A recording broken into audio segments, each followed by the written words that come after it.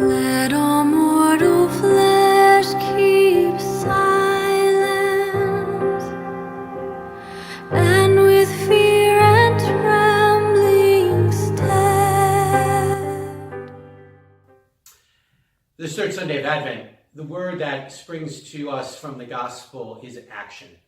And it comes from the gospel we heard that the people go to John the Baptist in the desert and they say, what do we need to do?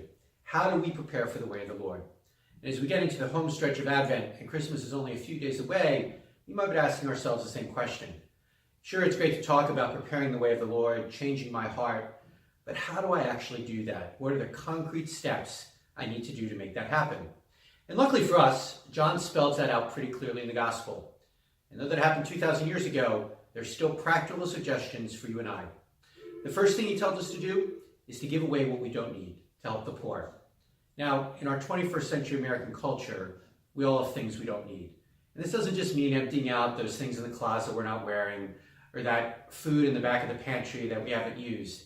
It means digging down a little deeper and recognizing how much we have versus how much we really need. And that stuff that we have that don't really need, those extra resources, those extra clothes, those extra food, this is a great time of year to think about those who are less fortunate. Those who don't have the luxury of having more than they need, but those who struggle to just get by with the bare necessities. So the first thing John reminds us of is to give away what we don't need, to take care of the poor. The second thing is to be satisfied with what we do have. You know, in our materialistic culture, that's hard for us because we're constantly being barraged with the message that we need more. We need more of this. I need to do this. I need that. And sometimes it's pretty easy to get sucked in by all of that and think that I need that new phone. I need that new piece of clothing. I need that other blow-up inflatable on my lawn for Christmas, etc., etc. And especially at this time of year, it's hard sometimes not to get pulled into that rat race. But Advent's a good time to remember that we are blessed. We have enough. And that stuff isn't going to bring us the happiness, the meaning, or the peace that we think it is. So Advent's a good time to resist some of those messages and to be satisfied with what we have. And finally, John's third one, and again, very practical, is to treat everyone with respect and the dignity that they deserve. Now, John's asked that in the gospel by the Roman soldiers, who basically had carte blanche to be the bullies of the Mediterranean world.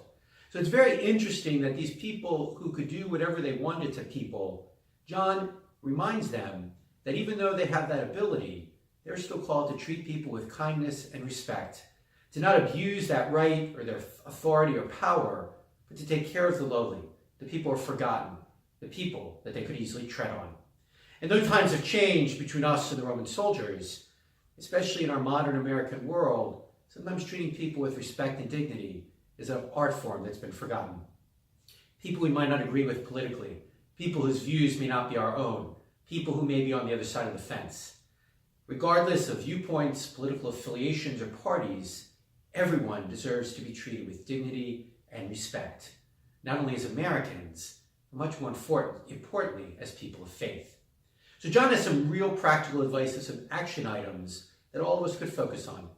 Taking care of the poor by giving away what we don't have, resisting the message of materialism by being satisfied with what we do have, and making sure we're treating other people with that kindness, that dignity, and the respect they deserve. The people in the gospel ask John, what should we do? We come asking the same question, and he has the same answer for you and I. Not a sermon or a homily, but just something for all of us to think about.